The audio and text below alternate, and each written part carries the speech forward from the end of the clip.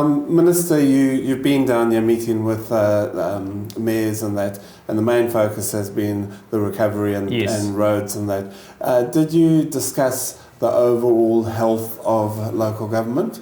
Yeah, we had a conversation around that. Obviously, it's a challenging time for local government, facing a number of significant cost pressures. I mean, obviously today's the budget's announcement is about supporting the councils with the roading component.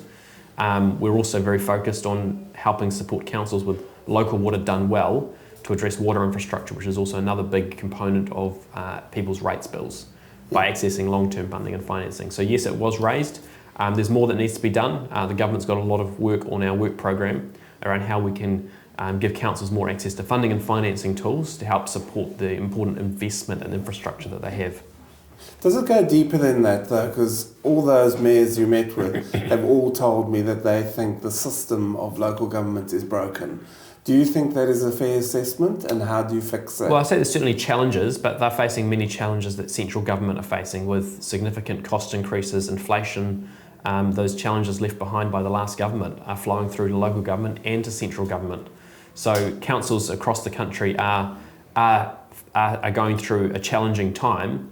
But what I would say is that the role of government is to support those councils through infrastructure support, which we're doing through the budget, access to long-term funding and financing for things like water infrastructure and investment, reforms that my colleague, the Honourable Chris Bishop, is doing around how we reform the Infrastructure and Funding and Financing Act, so councils are able to ensure that the growth that they're facing is paid for by those who benefit from it. So there's a lot that the government's doing to support local councils as they go through this challenging time. We also have to look at what those cost drivers are. We've got a lot of inflation in our economy still, and that's why this government's top priority is getting inflation under control, which is really, really important for local government as well as central government and households.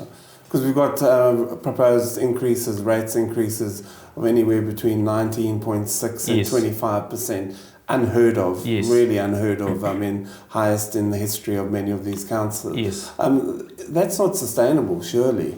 Well, no, it's not. But ultimately, that's why we need to have those long-term funding and financing tools in place to support these councils. That's why local water done well is really important, so that for water infrastructure, they've got access to the ability to have those funding and financing opportunities, spread that cost over time, rather than those costs being borne by ratepayers today.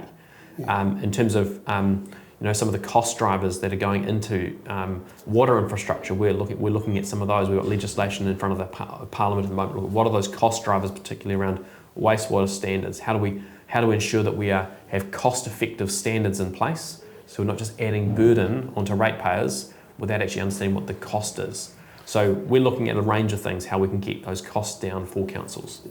Because, the cost of living is hitting everyone hard. That's right. We've got some people on fixed incomes, and suddenly they're facing $800 increases in rates across the different councils. Yes, and we acknowledge that. And ultimately, that is it is tough for local government going through that process. And that's why, as a government, we're saying, well, what are the things that we need to be doing to provide access to those funding and financing tools to spread some of those costs over time. Councils also need to look at, what they're spending money on.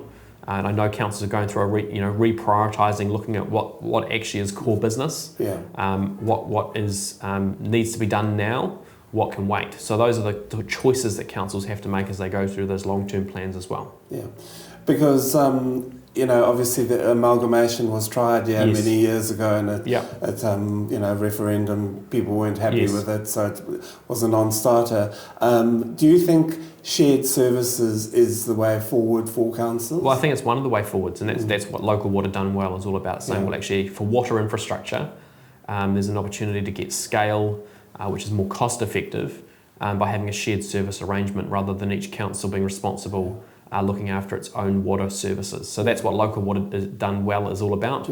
But we want local communities to lead that.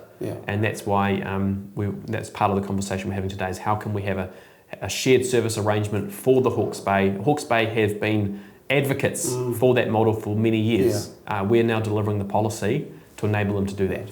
I won't take up too much more of your time, but just in terms of what other services do you think can be shared? Well, ultimately, we want councils to lead that conversation. We're going to be putting forward proposals around city and regional deals later this year, looking at how councils may wish to work closer together. Councils may wish to work closely together around transport infrastructure investment as well. That may be another opportunity. But ultimately, councils need to lead that conversation in order to find those efficiencies. We're not going to be forcing our views upon councils. Yeah. They also need to lead those conversations in their communities. Thank you, Minister.